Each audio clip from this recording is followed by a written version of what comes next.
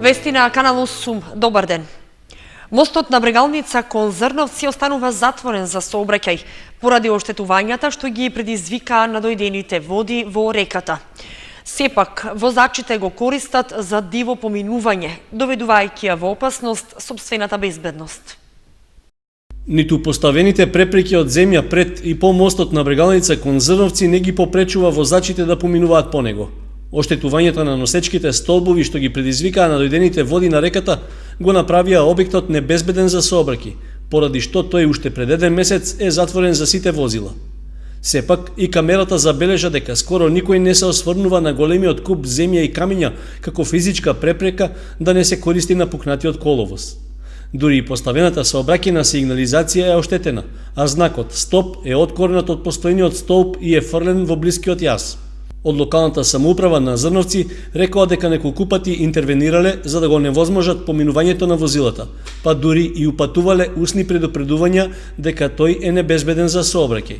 Досега ова било безуспешно, поради што градоначалникот Станков уште еднаш апелираше за поголема совесност кај возачите. С обзир на тоа што се работи за сериозни оштетувања, сакам да апелирам до возачите да не го користат мостот, бидејќи навистина е можно мостот дури да се сруши, бидејќи поред сите оние показатели, значи деновиве се покажа дека мостот почна уште да попушта, така да навистина во моментот се прави на проектна документација, ќе почнат денови да се прават и темелни истражувања за да се види за прецизно за какви оштетувања станува збор. После тоа, значи следува изработка на проектна документација, објавување на тендер и отпочнување со активности за санирање на мостот. Подготовките за поправка на оштетувањата се во тек, односно по завршувањето на техничките пресметки и анализи ќе се преземат и конкретни градежни активности. Според Станков, тоа би требало да биде во максимално краток период. Јас очекувам дека до крајот на годината овој мост ќе биде целосно саниран, така да навистина уште еднаш апелирам до возачите да престанат да го користат мостот и покрај тоа што ние постојано ставаме барикади да не може да се поминуваат, ја доаѓаат преку ноќ, ги рушат овие барикади и мостот го користат. Од локалната самоуправа на Зрновци очекуваат поддршка и од сообраќајната полиција, која треба да им укаже на возачите за небезбедноста на мостот, а за оние што и понатаму ќе го користат да бидат преземени соодветни казнени мерки. Предпладнето од реката Брегалница е извлечено мртвото тело на 54-годишната жена од Чифлик, што беше пријавена за исчезната. Во пронаоѓањето и извлекувањето учествувале најблиските од семејството на жената, кои предпоставуваат дека таа скокнала во реката. Цела недела откако беше пријавена за исчезната, пронајдено е мртвото тело на 54-годишната Љубица Стаменкова од Чифлик. Предпладнето беше извлечено од длабоката вода на реката Брегалница, токму како што предпоставуваа и нејзините најблиски, сумнивајќи се дека минатиот понеделник скокнала од блискиот мост. Претходно имали дополнителни траги дека жената била во близина на мостот, откако на коловозот е пронајден нејзиниот джемпер и остатоци од коса на оградата. Роднините на Стаменкова бараа помош од надлежните за пронаоѓање на нејзиното тело, но дури изутрината успеале сами да го лоцираат и да го извлечат од водата. Ние го најдоме телото од 150 до 200 метра испод мостот дека се е фрлило. Закачено една врва у гранките, али беше у водата. Не се видеше од страна. Немаше од полицијата никој. Ние сами од целото собрание се земаме чамеци со комбилизонт, шизми уливаме дека може да се улева. И син ми го најде телото, закачено у гранките. Стаменков вели дека цела недела биле во исчекување дали неговата сопруга ќе се појави или пак ќе се остварат црните прогнози дека таа исчезнала во длабоките води на реката. 7 дена, ние 7 дена ја немаше, 7 дена многу тешко. Многу тешко, ноќе не можех да спијам. И се седнам дома, сам нервози, значи, и се плакам, многу плаках. Многу ми е жал, она ме е гледала, чувала ме као мало дете. Јас сум 35 години диабетичар. И ме е гледала, али у последно време, овие 4 години, она како се разболе, носике по болници, по Негорци, по Шти, по Кочани, Скопје. И ја се што можех се направих. Помагах и се, али ете, решила се сама да си го земе животот. Сопругот вели дека поради психичките проблеми со кои се соочувала, Љубица често најавувала дека ќе си го одземе животот, затоа што не можела да прифати тој да се грижи за неа. За истражните органи, случајот официјално ќе биде затворен како самоубиство. Пред 10 години се правеле за сега веќе сосема да се укинат скрининг прегледите за рано откривање на малигните заболувања. На одбележување на неделата за борба против ракот од 1 до 7 март, членовите на Сдруженијата за борба против ракот, Животна искра и Борка бараат од државата да се вратат скрининг тестовите и со тоа изголемување на свеста кај луѓето за рано откривање на канцерот. Малигните заболувања добиваат епидемиски карактер. Секоја година во Македонија се откриваат околу 800 нови пациенти со рак на белите дробови, која е најчеста малигна болест во светот. Секоја година за мал процент се зголемува бројот на ново заболени пациенти со рак на дојка, чиј број изнесува 650 до 750. Пациентите и членовите на Сдруженијата за борба против малигните заболувања апелираат за недостатокот на важните скрининг тестови за навремено откривање на болеста. Најпрво би кажала дека скрининг прегледите се запоставени. Воопшто не се одржуваат. Имаше такви скрининг прегледи пред 7-8 години. Веќе не постојат, а тоа е многу битно за болеста и за воопшто за популацијата. Да оди бесплатно на преглед.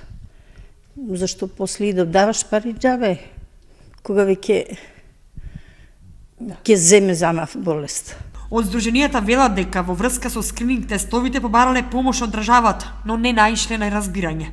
Министерството за здравство не одговара на повиците на Борка. Се задоволуваат со тоа, со прошетките, пролетни прошетки, со тоа. Мисля дека ќе се разбуди свеста кај луѓето и целта е тоа.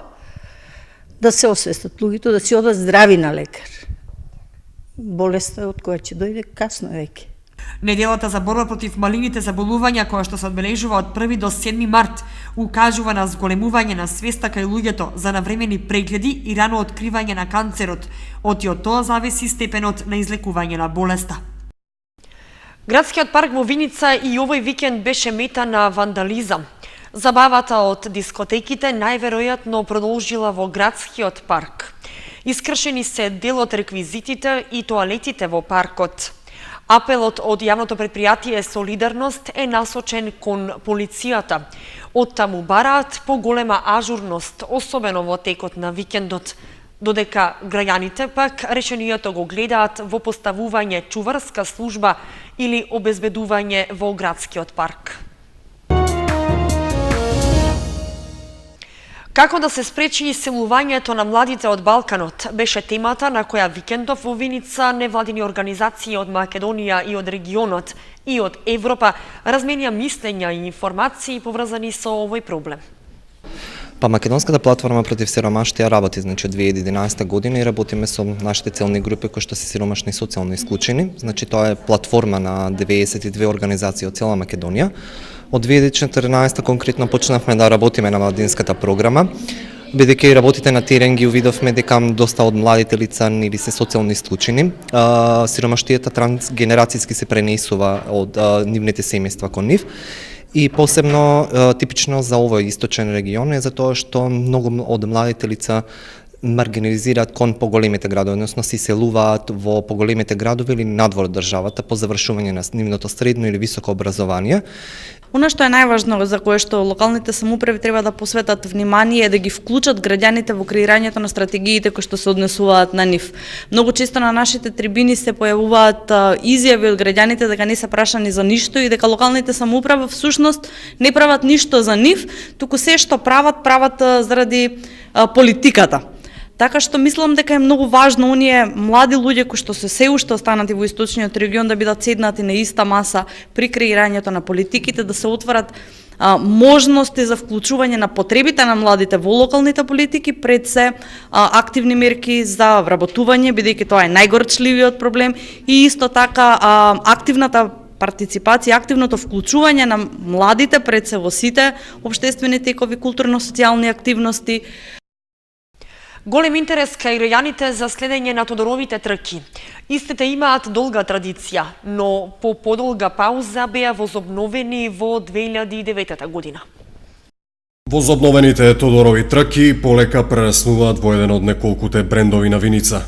Доволен показател за тоа е бројната публика која ги пополни трибините до последно место за да ги проследи дисциплините што се одвиваа на градскиот стадион. Повална околност беа и временските услови. Изминатата сабота со голема веројатност беше најтоплиот ден оваа зима, така што голем број граѓани на Виница и околните населени места се упатија кон стадионот и другите локации каде се одвиваа ревијалните надпревари од годинешната манифестација. Уникатна манифестација која што ги спојува традицијата, спортот, хуморот, забавата. Манифестација која што локалната самоуправа на општина Виница, начело со градоначалникот Емил Дончев, ја возобнови после долги години пауза и се покажа како една од најуспешните и најпосетуваните манифестации во градот. Манифестацијата Тодорови трки е пример за соживот и почитување на различностите. Верувам дека со текот на годините ќе продолжи да се одржува оваа манифестација, затоа што секоја година привлекува се поголем број на учесници. Например, годинава покрај традиционалните дисциплини за прв пат ќе се надпреваруваат и пензионери. Од пред неколку години покрај традиционалните дисциплини се воведоа и трки со мотори, така да секоја година покрај традицијата се воведуваат и новитети, што мислам дека е многу убаво за развој на манифестацијата и за збогатување на истата. Од некогашните 24 дисциплини на градскиот стадион во изминатите 6 години се вратени барем 15, меѓу кои најатрактивни се клинкање на една нога, трчање наназад, трчање со патерици, трчање со јајце во лажица, трчање во вреќа. Секако посебна атракција представува трката со коњи и магариња, а годинава исто така на крајот од трките мотоклубот Винеам од Виница организира моторели со моторџиите. Оваа манифестација за нас е многу добро. Малку дојдеме, па се тркаме, па интересно е и за децата и за старите. Ние те старите пред 3-4 години почнаме и ние старите. Многу убаво што излегнеме од дома и малку се прошетаме, видиме секакви свет, деца, мали, стари и тоа е нешто многу убаво. Јас сум Димитри Спасов, имам 10 години. Ова ми е пети пат. Два пати освојувам место. Интересно е, ќе се пријавам и други повеќе години. Јас сум Давид Ефремов, доаѓам од Јакимов. Прва година ми што се тркам. Јас освоив трето место. Јас трчав 40 метра и освоив прво место. Интересни се. Другата година пак ќе се тркаме. Јас се викам Меглена, трчав 40 метри и освоив второ место. Бех многу среќна и другата година пак ќе се тркам. Манифестацијата Тодорови трки традицијата ја влече од далечната 1926 година. Во почетокот на 20 век биле организирани во краток период, пошто повторно доаѓа до прекин за во 2009 година повторно да се возобноват. За сите дисциплини следуваа богати и вредни награди спонзорирани од приватниот сектор во Виница и делумно од Кочани и секако поддршката од организаторот локалната самоуправа. За музичкиот дел од настанот се погрижија локални солисти и музички групи.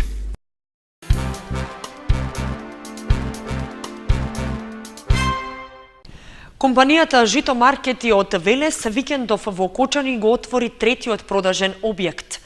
Лоциран е во населбата Тикишински Лозја и ќе ангажира 10 нови работници. Компанијата Жито од Велес го отвори својот 50-ти маркет во Македонија, а трет во Кочани. Во саботата беше промовиран современо уредениот и богато снабден малопродажен објект во населбата Текешински Лозја. На свеченото отворање присуствуваше градоначалникот Ратко Димитровски, кој рече дека се работи за компанија која во регионот е присутна повеќе години и ја поздрави одлуката да го шири својот бизнис во нашиот град, овозможувајќи им на граѓаните полесно снабдување со потребните прехранбени и други артикли. Собственикот на компанијата пак изрази задоволство од можноста во Кочани да го отвори својот нов малопродажен објект. Отворањето е трет маркет, пред малку каже градоначалникот и задоволство ми е што овдека најдов добар народ, добри купувачи, добри потрошувачи и мислам во иднина во Кочани да се прошириме со неколку маркети. Во Кочани во сите маркети имаме околу 40 вработени. А вкупната бројка на вработени е 630 до сега. Новиот малопродажен објект е со вкупна површина од 225 метри квадратни, како и со магазински простор од околу 100 метри квадратни.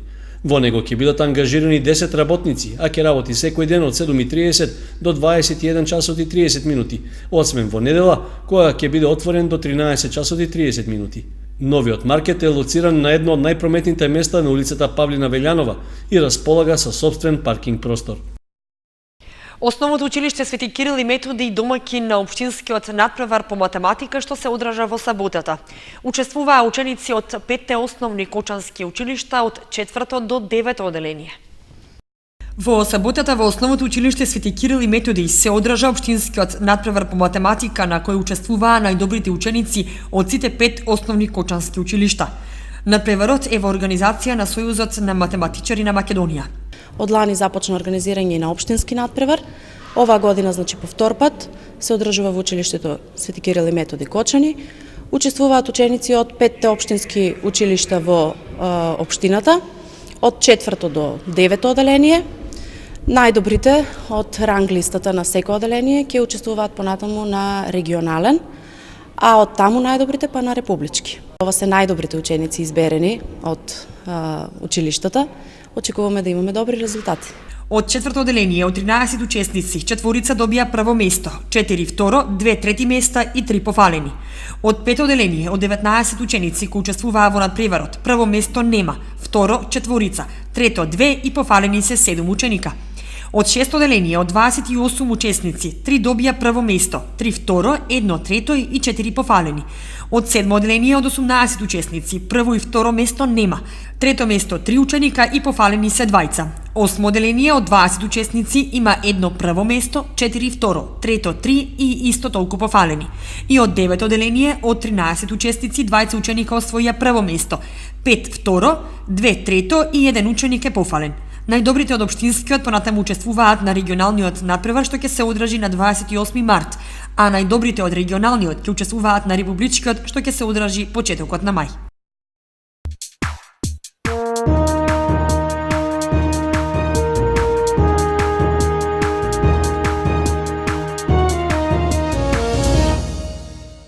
Следува спортската информација.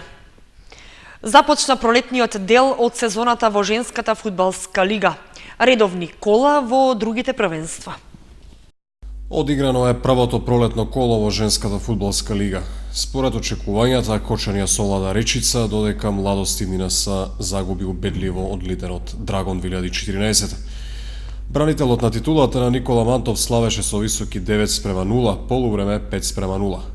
Спировска беше најефикасна во домашниот состав со 3 постигнати погодоци, Милевска постигна 2 од кои еден од пенал, а поеднаш реализираа Салихи, Верица Ѓоргиева и Анета Ѓоргиева. Со денешниот надпревар против екипата на Речица од Куманово започна пролетниот дел од првачката 2014-2015 година. Женскиот фудбалски клуб Кочани успешно ги заврши подготовките за овој пролетен дел, одигра неколку контролни надпревари и целото внимание е насочено кон воигрување на екипата, подобро вклопување на новите засилувања во нашиот систем на игра, се со цел спремни да очекуваме петото коло, каде што не очекува дерби надпревар против екипата на Драгон од Скопје. Се надеваме дека до тогаш екипата ќе биде добро уиграна, подготвена, како физички, така и на техничко-тактички план и сите во клубот работиме да направиме успех. Кочани пролетва продолжува во видоизменет состав, без капитенот и столбот во одбраната Ана Веселинова и левиот бек Наталија Наумов. Во клубот пристигнаа Фроска Костова и Анета Ѓоргиева од Младост НС, а Катарина Петровиќ од Нови Сад и евентуално двете црномурести фудбалерки од Нигерија. Црвениот дрес ќе го облечат веќе во продолжението од сезоната. Денешниот надпревар, дел од засилувањето на Стапија, пред се од македонското првенство, играчот од Србија, од Нови Сад, поради немање право на настап денеска не настапи, но меѓутоа ќе настапи во наредното коло и новите засилувања кои што ги очекуваме да пристигнат, се надеваме дека после второ коло до пето коло ќе се воиграат со нашата екипа и дека заедно ќе дадат допринос за повторно да освоиме шампионската титула. Викендов беше одиграно 10-тото коло во женската фудбалска лига. Драгон 2014 го декласираше Младост Иднина САО Ризари со 13:0. Тивере и Статов загуби дома од Ас Юнайтед со 0:2. Конзули славеа во битолското дерби на Топгол со 5:2, додека победа Куманово загуби на домашен терен од Борец. На табелата води Драгон 2014 со 30 бода пред Кочани со 27, на третата позиција Конзули со 22, Младост Иднина САО Ризари е четврто пласирана со 15 бода, последна без бодови екипата на победа Куманово. Викендов беше одиграно 13-тото коло во втората футсал лига. Бели загуби дома од екипата на Рудник Саса со 6:12. Од другите надпревари Шкупи Гемиджи 7:3, Цико Богородица 10:1 и Шкендија Овчеполе 8:3. Води Шкупи со 28 бодови пред Шкендија со 25, Цико е на третата позиција со 24, следуваат Кратово, Рудник Саса, Овчеполе и Гемиджи. Бели е 8 пласиран со 6 бода, последна е Богородица со 3. Викендов беше одиграно и правото пролетно коло во втората македонска кошаркарска лига. Во спортската сала кај гимназијата Лјупчо Сантов Баскет Дино беше поразен од Борец Баскет со 80:87. Од другите надпревари Црандрим Радовиш 80:82, Тетекс ТТК Михајловски 74:57, Пелистер Бест 82:77 и Те Баскет Вардара Паве 79:62. На табелата води Те Баскет пред Радовиш, Вардара Паве и Тетекс, следуваат Борец Баскет без Пелистер Михајловски, Црандрим и Шкупи, последен 11-то пласиран е Баскет Дино. И во рамки на М18 екипата на Сашко Лазаров претрапе пораз од Борец Баскет со резултат 57:68. Единствено успех овој викенд забележан е младиот тим на Лазаров во М15 лигата со победата над екипата на Ангели од 59:51. По подолга пауза во спортскиот викенд се вратија и мечевите во пинг-понг. Во втората македонска пинг-понг лига се одигра 8-то коло. Резултати: Мултитекс ТБТ Кочани 5:0, Крушево Винспин 0:5, Струмица Рома Шутка 5:3 и Дебар Мало Скопје Рисови 5:2.